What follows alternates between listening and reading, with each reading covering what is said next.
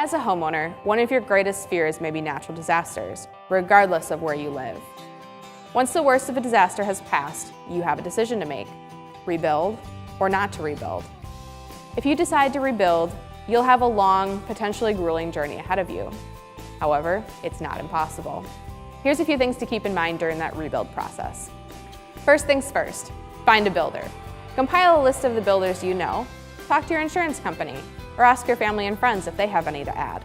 Once you have this short list in front of you, make a list of important questions you want to ask them.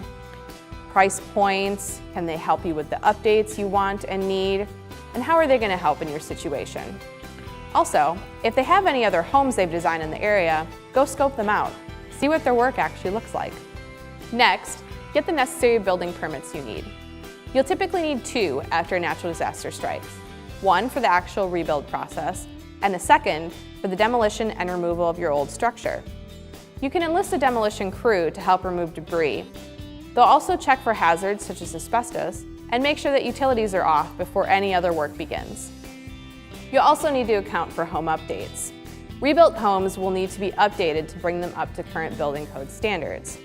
Building codes are lengthy regulations pertaining to many different attributes of your home, such as roof height, total square footage, and if you need to make adjustments to those areas, you'll also need to purchase additional materials, which will add extra costs.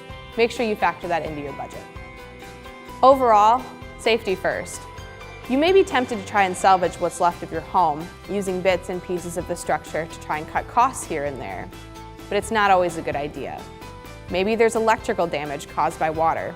In that instance, it definitely all has to go. When it's all said and done, rebuilding a home after a natural disaster strikes has its ups and downs. However, if you take all the necessary steps, your new home can be even better than your last one.